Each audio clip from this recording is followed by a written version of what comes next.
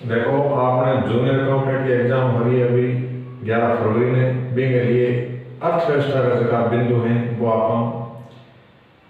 आप 10 दिन हम लगातार पढ़ रहा और छांट छांट के आप वीडियो तैयार कर रहे हैं। इन बहुत गहराई में ध्यान पड़ो थे। भारतीय पंचवर्षीय योजना अब तक कुल 12 बनेगी है, लेकिन एक है आपने एग्जाम में कोर्स में एक ही पंचवर्षीय योजना है, 11वीं पंचवर्षीय योजना। तो इनको काल पूछो जा सका है कौन सी अवधि में कौन सी अवधि तक रही। तो 1 अप्रैल 2007 से लेकर के 31 मार्च 2012 तक का काल रहा था और मनमोहन सिंह के काल में ये पंचवर्षीय योजना तैयार हुई थी और इसको लागू किया गया। पंचवर्षीय योजना के निर्माण का कार्य कौन करता है? योजना आयोग करता है और योजना आयोग को वर्तमान में समाप्त कर दिया गया है। उसके स्थान पर नीति आयोग काम कर रहा है। योजना आयोग जो योजना तैयार करता था उसको अंतिम अनुमोदन के लिए राष्ट्रीय विकास परिषद के बाद पास भेजा जाता था।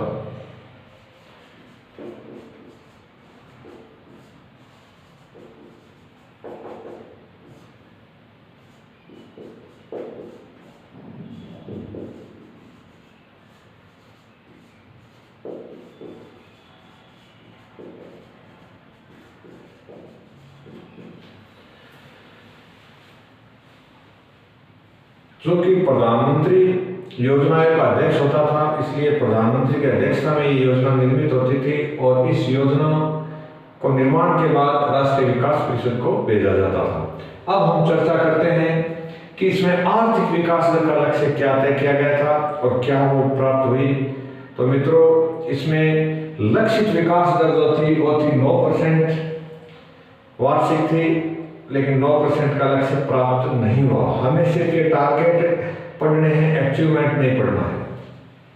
और इसमें अलग अलग क्षेत्रों की थी। कृषि की विकास दर थी 4% और यदि ये पूरे इंडिया की थी और राजस्थान सरकार की इसमें थी, राजस्थान में कृषि की विकास दर थी 3.5% यानी 3.5%। ये राजस्थान की थी। उद्योग की जो वृद्धि दर है वो 10% थी।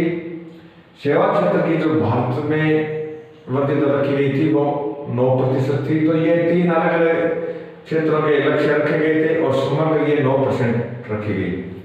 2009 तक पूरे भारत में स्वच्छ पेयजल का लक्ष्य रखा गया जो अब तक ही नहीं मिला है।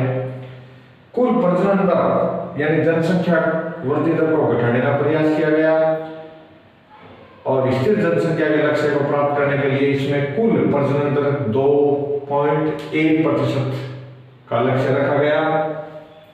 साक्षरता दर मित्रों 85% लक्षित थी इसमें, हालांकि इसको प्राप्त नहीं किया जा सका। भारत की साक्षरता दर भी इससे नीचे है अभी तक और राजस्थान की भी इससे नीचे है। तो ये साक्षरता का लक्ष्य था 85%। बाल मृत्यु दर को घटा करके 28 करना।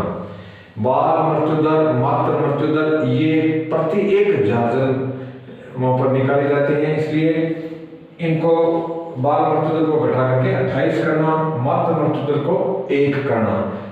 मित्रों, मातृ मृत्यु दर ये 1 लाख पर निकलती है, नहीं कि 1,000 पर, और इसको घटा करके 1 करना। बेरोजगारी वृद्धि दर में 5% की वार्षिक कमी करना और वन क्षेत्र में 5% की वृद्धि करना। ये जो टारगेट है, ये आंकड़े हैं, ये पूछे गए हैं पीछे भी और आगे भी ये पूछे जाएंगे, लेकिन क्लियर कट है कि 11वीं पंचवर्षीय योजना अपने सिलेबस में है, 12वीं नहीं है। 12वीं के बाद नई पंचवर्षीय योजना बनाना बंद कर दिया गया है। अब एक वर्ष की योजनाएं जो हमारा नीति आयोग है वो बनाता है। सभी गाँव में बिजली का लक्ष्य, ये 11वीं पंचवर्षीय योजना का एक लक्ष्य था। तो लक्ष्यों को आप अलग से याद रखें और इसके जो आंकड़े हैं, जैसे 500 बिलियन अमेरिकी डॉलर निवेश का भारत में लक्ष्य रखा गया। कितना? 500 बिलियन अमेरिकी डॉलर। और 2012 तक 70 मिलियन 7 करोड़ रोजगार सृजन, 7 करोड़ लोगों को रोजगार दिया जाएगा। करोड़ या मिलियन, मिलियन पूछे तो 70 मिलियन और करोड़ में पूछा जाए तो 7 करोड़ रोजगार सृजन। भारत को वैश्विक ज्ञान अर्थव्यवस्था में बदलने का प्रयास इस पंचवर्षीय योजना के माध्यम से किया गया। नवीकरणीय ऊर्जा संसाधनों पर बल, और एक शब्द आता है ऊर्जा दक्षता, यानी ऊर्जा दक्षता का अर्थ होता है कि ऊर्जा संसाधनों में कम से कम हास होते हुए, पर्यावरण में कम से कम हास रखते हुए अधिकतम ऊर्जा प्राप्त करना। तो ऊर्जा दक्षता पर बल दिया गया, नवीकरणीय ऊर्जा और पर्यावरण की सुरक्षा पर बल। भारत में विश्व स्तरीय बुनियादी ढांचा विकसित करना। बुनियादी ढांचे में मित्रों रोड, बंदरगाह है, बिजली, ये सारी चीजें आती हैं।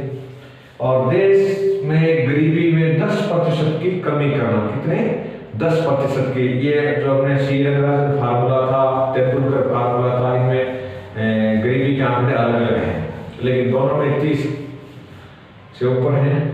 देश के 250 अति पिछड़े जिलों की पहचान की गई थी, और इन 250 पिछड़े जिलों में बैकवर्ड रीजन ग्राफिक फंड के नाम से एक नई स्कीम शुरू की गई, जिसको BRGF स्कीम कहते हैं। और जीवन की गुणवत्ता में सुधार का प्रयास किया गया। जीवन की गुणवत्ता, महिला, उनकी बच्चों की, समस्त पुरुषों की सुधार का प्रयास। और साक्षरता में लैंगिक अंतर 10% कम करना। लैंगिक अंतर का अर्थ है कि जैसे स्त्री और पुरुष में शिक्षा में जो भेदभाव है उसको घटा करके 10% तक लाना। वर्तमान में यह बहुत ज्यादा हो रहा है। और उच्च शिक्षा में ग्रोथ प्राप्त करना, यानी 18 से जो 23 साल आयु के लोग हैं उनको अधिकतम उच्च शिक्षा की ओर जोड़ना। स्कूली जो अपना प्राइमरी एजुकेशन है, मिडिल और सेकेंडरी, इनमें भी जो नामांकन के लक्ष्य हैं इनको बढ़ाना। और जो बच्चों की स्कूल छोड़ने की दर है इनको कम करना। तो ये जो 11वीं पंचवर्षीय योजना है ये कुछ हद तक सफल रही थी। हालांकि 9% विकास दर इसमें प्राप्त नहीं हुई, फिर भी इसमें जो वृद्धि दर प्राप्त हुई वो 8% रही थी। और ये भारत की पंचवर्षीय योजनाओं में एक सफलतम योजना रही थी। धन्यवाद। अगले बिंदु में हम भारत की अर्थव्यवस्था के अन्य जो महत्वपूर्ण प्रश्न हैं उनको करेंगे, क्योंकि अपने पास समय कम है और हम बिंदुवार चलेंगे लेकिन संक्षिप्त रूप में।